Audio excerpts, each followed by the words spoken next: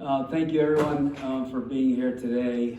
It is obviously quite an honor to be standing in front of everybody here at Florida State University. And thank you in particular to the head coaches that have made it here to be with us and to celebrate this special day with me. Thank you to Cindy and Jim and Michael for entrusting the best program in women's college soccer with me. I don't take that lightly. I take it with humility.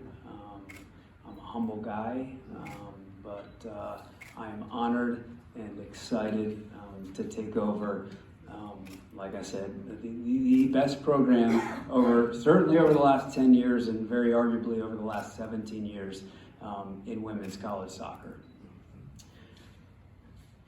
Michael just mentioned Abby. Abby's at home preparing our house for sale, helping our son Ben prepare for his high school graduation, and my son Will is finishing his sophomore year at Tulane, and then my daughter Allie is finishing her sophomore year, yes, twins, at App State. Obviously, it's not easy to be the family members of a coach, right? Starting with a wife or be it a husband, right? It's not easy. It's a long road, a lot of sleepless nights, a lot of great nights, a lot of really tough nights, a lot of travel, all of it. And then it's tough to be the kids of a coach. And certainly takes a village to be great. And my family, my wife, my kids, when I got my first head coaching job, my twins were 3 and my little one was 1. And now here they are, 20 and 18. When I went to Tennessee 10 years ago, my goal was to win championships and do the best I could for the University of Tennessee, but I also wanted to stay there through my kids' high school graduation. And I almost made it as Ben graduates in about 8 days. Thank you to, as I look back and think about Tennessee, right? This was, and honestly, Michael, as you're reading off those numbers and statistics from this fall, I think about that team that I just left.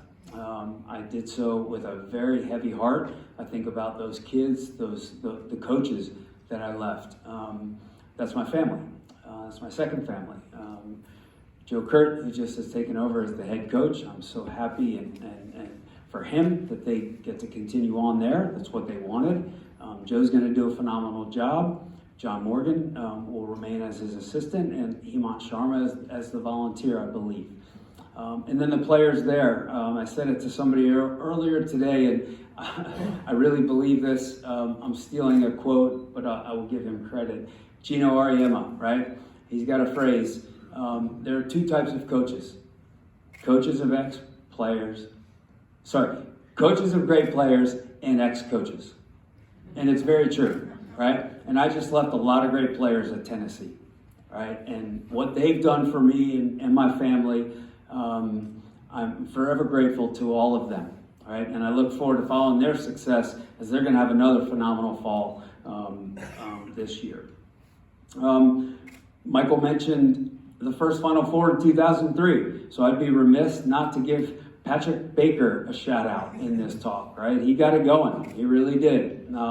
Took them to their first Final Four in 2003 and did a phenomenal job before moving on to the SEC.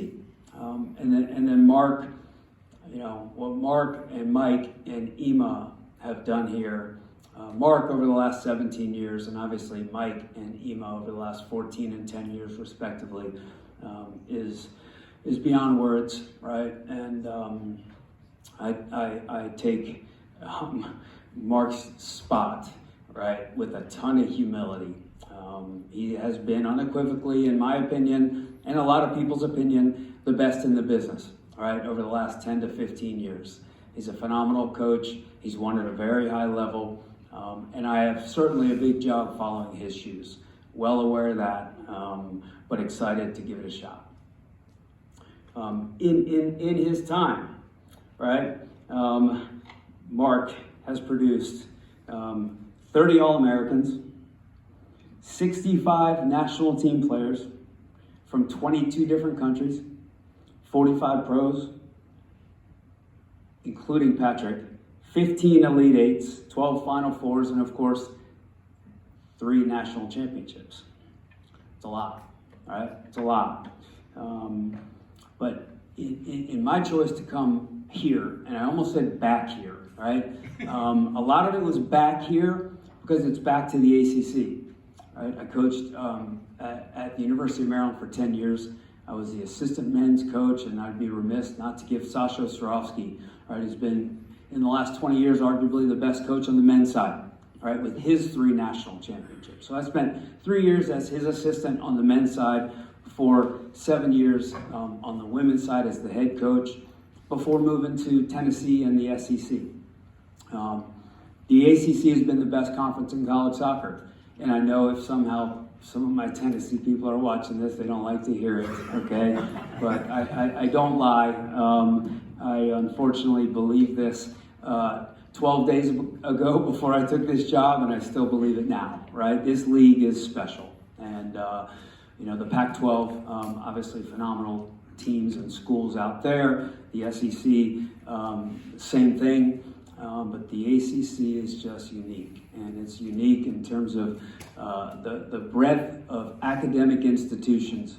And we know in the sport of women's soccer, a lot of the best players are also very high-level students. And Michael mentioned before, our 3.7 GPA was the best GPA in the department this past fall. And so as a coach, when you win a championship and you also win a GPA championship, that's a pretty darn good fall. And I hope that in the classroom we can continue that same success here at Florida State.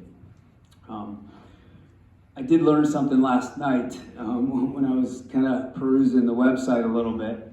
I knew that even though they're in the SEC, I knew that Florida and Florida State didn't like each other.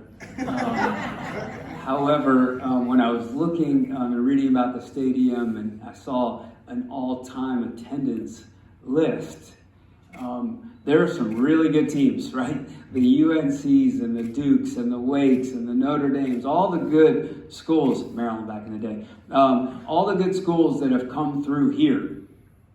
The top 4 attended games here in the history of this stadium, Florida.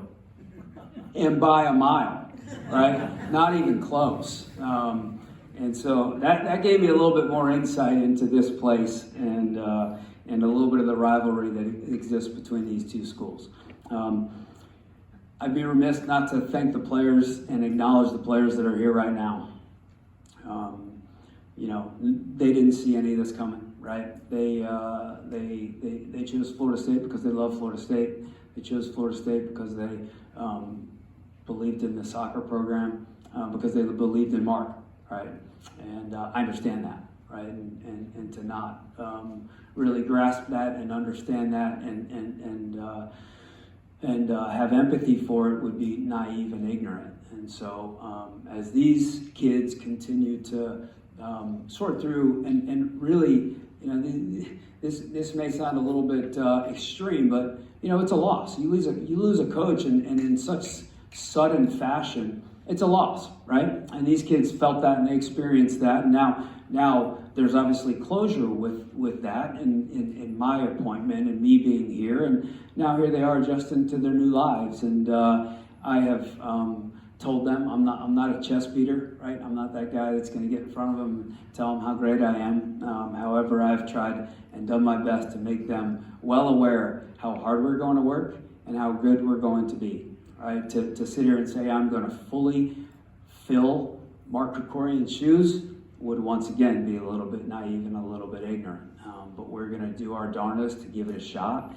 We're going to win. I believe we're going to win at a high level. And I'm excited to continue to get to know these kids and get to a place where they are all ready to move forward in their new lives, right? And unfortunately, that doesn't always happen overnight, right? And then with Mike and Ema, they're not that different or in a different place than the players, right? Mike and Ema, I don't know that they saw it coming either.